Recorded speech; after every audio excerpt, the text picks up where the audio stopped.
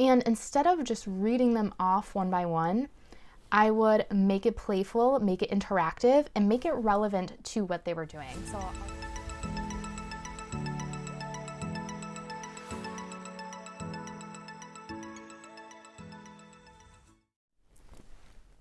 Hello everyone. So, disclaimer, I no longer work in the schools, but I did for a while. I still have child clients as well, but when I worked in the schools, I felt like I grew so much as a clinician, and most of that was from building rapport with my students so that they felt encouraged and empowered to take their treatment and their speech therapy into their own hands. But it really started with creating a level of trust with my clients or my students and making them feel like they could do whatever they wanted. I will also say that I wasn't always the best clinician. And I'm sure if one of my old supervisors is watching this now, she knows how much I really struggled at first when I was in my clinical rotation, because I had just come out of the hospital working with the geriatric population, and I was thrust kind of into working with kids for 40 hours a week, and I really didn't know what I was doing. But I can say that I did grow somewhat in that position, and once I was actually on my own in my CF, I exploded with knowledge and confidence with what I was doing, and it all came back to how I connected and related to my students.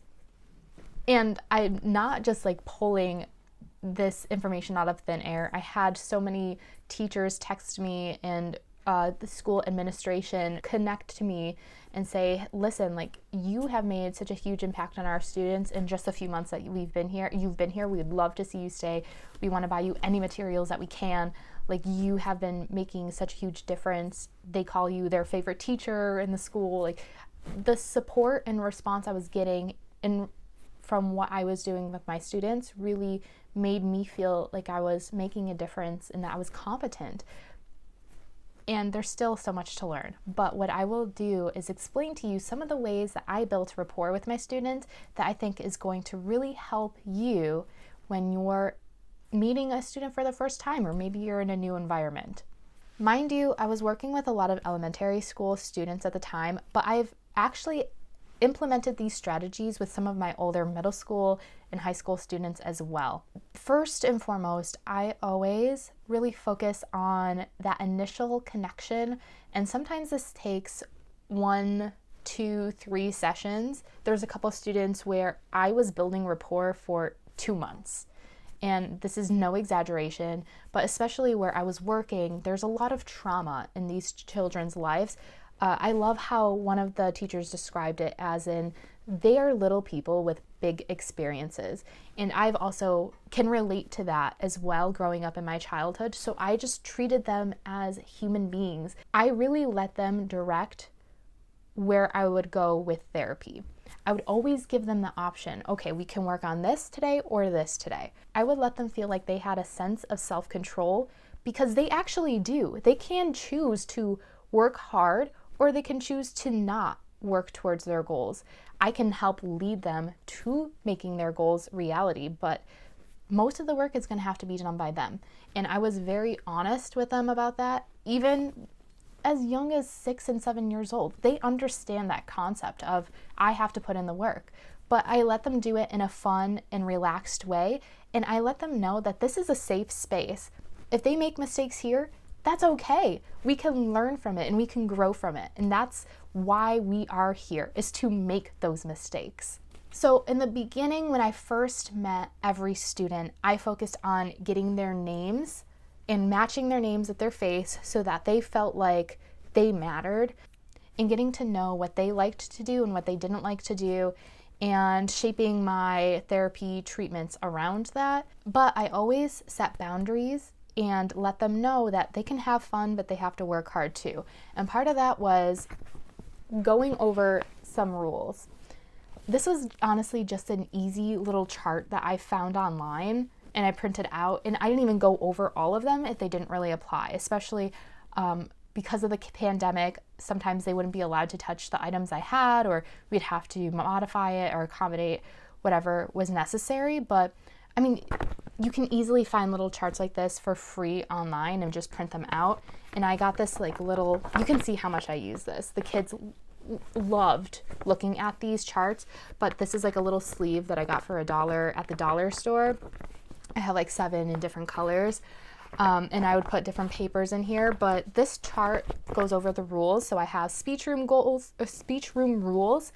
And instead of just reading them off one by one, I would make it playful, make it interactive, and make it relevant to what they were doing. So I'll just give you an example of how I would read the list out to them and explain the rules. So, can you tell me what our eyes do during speech? They might give responses like, "Oh, I'm watching the teacher," or "I'm watching my homework."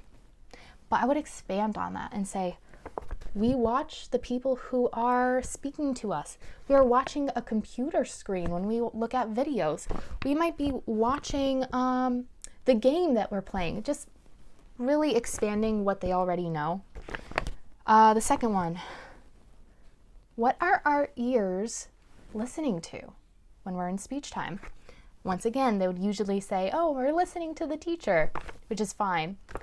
I might also say, we're listening to our friends when they're speaking to us, but most importantly, when we're in speech together, you're listening to yourself. When we're in speech, you're listening to the way you make sounds. You're listening to the way you make sentences. You're listening to the way that you respond to questions I ask you. So you're always listening when we're in speech together. This, I think, was so important, and I went back to this point over and over and over again every week. Another rule is, what do our voices do? So this chart says our voices are quiet. I kind of think like that is a thing of the past, especially for a lot of the neurodivergent children out there. Being quiet is just not as productive as it once was seemed to be. So instead of what I say instead is there's a time for our voices to be quiet. There's a time for our voices to be loud, and our voices do a lot of other things too. They speak very high and very low, and they speak very fast, and they speak very slowly. And I have fun with this to make the kids laugh and giggle, and they really get it. They really understand that their voices are powerful and can be used in a multitude of ways that impacts their everyday life, not just academics. And this was the last one. So usually instead of reading it out, I would have the kids read it, and they would try. Some of them couldn't read it, but that's okay. And we would say, respecting friends and teachers. So here I would say, what does respect look like to you? You would get a whole variety of answers, but I would make sure to hit on the points of using nice words to make others feel welcome and accepted. Respecting others is when you disagree with them, but you don't say bad things. You can agree to disagree and still be nice. And even the little ones, like 5 years old, understood you can not like someone or disagree with someone, but still use nice words. Then, of course, we have game rules, and this is going to change wherever you are and whatever time it is, but mostly it is just keeping your hands to yourself, keeping your hands on your own game pieces, taking one turn per person, and then that's when I'd say, would it be fair if Miss Fran had all of the turns and you only got one turn? That wouldn't be fair. And they understand the concept. And also, this is something I always incorporate. You could see my coffee stains on here. I'm sorry.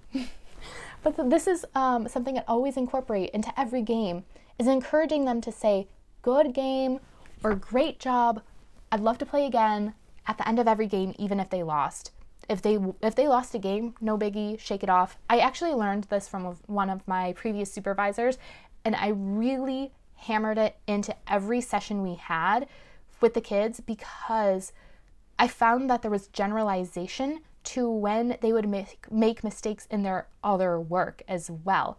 they wouldn't just think about it as losing a game, but just whenever they made a mistake on a test or on an activity that we would do, they would say, oh, okay, that's fine. I can try it again. And I really loved the positive mindset and attitude that came out of just teaching that simple concept from games. Games are so powerful. I also had this "How are you feeling today?" chart. Once again, free on the internet. I'm sure there's a ton that are really great out there. I thought this was cute because it has little monsters, and it looks like it's from Motivation Without Borders 2019, so thank you for making this. Even the little ones who didn't even know their alphabet, they will just love to look at the pictures and guess the emotions. Why is this important though? The reason why I'd implement this into every session, especially in the beginning for the first month or two, was because I wanted the children to feel like this was a safe space to express themselves. As speech language pathologists, we might be working on academic goals, but we're also here to help grow their social emotional health and help them express themselves even when it's something negative. So, and I would also encourage them to pick more than one emotion. So sometimes they would pick the same emotions over and over again. One of my favorite students, he had a song to this, and he would say, I am feeling very super duper duper duper duper duper duper silly today. And that was fine. Like, as long as he was still expressing what he truly felt, that was okay. And also sometimes the kids didn't want to respond, and that would be okay. What I would do is model it and say, oh, you know what? Today, it's Monday, so I'm feeling kind of tired and I'm feeling hungry because I'm running late for school and I had to take my breakfast and I'm going to eat it later, but I'm feeling super hungry right now. And they would chuckle a little bit. And they might share later on how they're feeling. I was actually surprised about how much the kids really enjoyed this, because they would, on days that I would forget, they would say, hey, I want to tell you how I'm feeling today. I'm like, okay. And then we'd start to talk about it, and they're like, no, I want to look at the chart. And I was like, okay, that's fine too. And we would spend maybe 5 minutes on this in the beginning of the session. If I was in a group setting, between 5 and 10, but I was still actively working on their language, more just at the conversational level at that point, so that it was functional. When I did work in a group setting, there were times where I had students who didn't like each other. And it wasn't to the point where I had to change groups or rearrange the way I was making my schedule, but it did impact things as far as one competing for attention, or they would just constantly disagree on things. So this was actually a very good learning moment for me as a speech pathologist, but also for them as students. And we would talk about why we're disagreeing, what we like, what we don't like, what we could do to negotiate, to make a compromise. And we would just really work through those moments. And I would model certain sentences for them, or I would model ways that we could make the situation better. They would use those strategies, and sometimes they would be better friends from that, and sometimes they would just be cordial with one another. But I think that's such an important life skill to have, is learning how to work with others that you don't agree with and that you don't like. And teaching them at an early age is so important. Another thing that I did to really help build rapport is by playing games and finding things that the children actually really liked. So if they really liked drawing, I'd incorporate some drawing games for them. We'd mix it up. If I had a big group where some of the students hated writing, but another student loved it, we would do maybe 15 minutes of a writing activity, and then the other 15 minutes we'd switch to something else, so that everyone felt like they had something to look forward to in the session. But games were definitely one of the best ways to build rapport. There's so many good speech games out there too, where you can incorporate their speech goals, even in an informal way that is more of like a drill play activity, and you can use it to bounce ideas off of each other. So if one student is working on labeling and another student's working on categorization, that's so simple. You can use flashcards. There's a great game called Pirate Talk that the kids would love, and I would use the board and just change out the flashcards with different games so that we can still work on whatever goals we were doing. The kids knew that Fridays were game days. I would have sets of different flashcards that would target WH questions, reading comprehension, listening comprehension, nouns, verbs, whatever it might have been. And I would just exchange them depending on the game that we played. So I'd have maybe 2 or 3 options. I'd let them pick whichever game they wanted to play, and we would just do some drill play. And it was awesome. And we would take that time to expand on their language too. And we'd have conversation and talk about what we were learning and talk about how school is going and really create a holistic experience for the children so that they felt that what they were doing in speech therapy was going to impact their lives in every way and that it was functional for them. Last but not least, to help build some of the rapport I had with students is I would talk to the classroom teachers and get to know what they were doing in class and how they were doing in class and talk to the students about their classwork.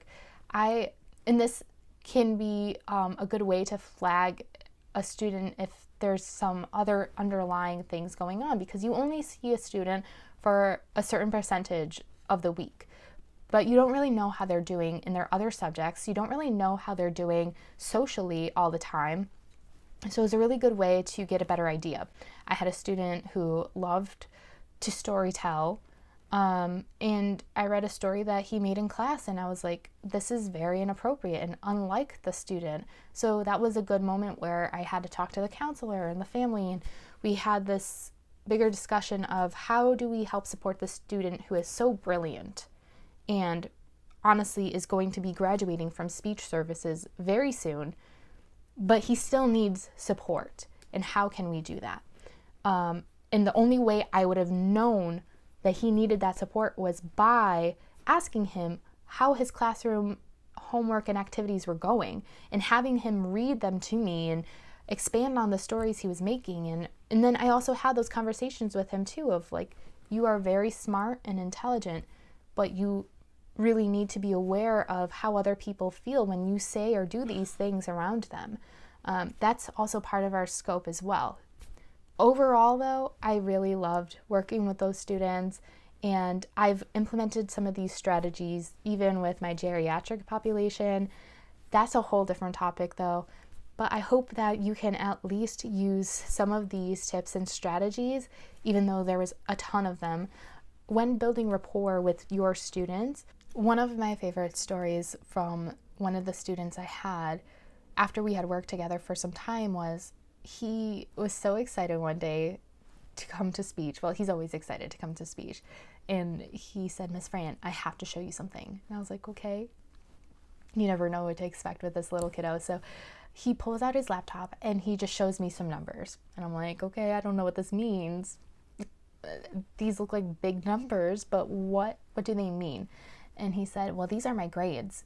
And this means I have an A in all of my classes. And I was like, that's amazing. I was like, how are you doing last year? And he said, I did not have A's in my classes. I did not have B's in my classes. And he said that he really enjoyed our time in speech together because it made him feel like he was smart and could do things. And having that reassurance of just connecting with a student and helping them in the little ways that you can makes a huge impact, even when you don't realize it. And of course, academics aren't everything, but look at what those results had on his self-esteem. And that's what I'm talking about when relationship building and building rapport is so important with your students, because you want them to feel like they are in control and empowered within their own body and their own voice. So thank you so much for being here today. And if you would love to be part of the Framing Pack, please hit the subscribe button and the notification bell so that you'll be notified next time a video comes out. If you have any suggestions for other videos, please leave the comments below. And if you have your own personal success strategies or stories, list those down below too so that we can all learn from each other. I hope you all have a great day, and I'll see you next time.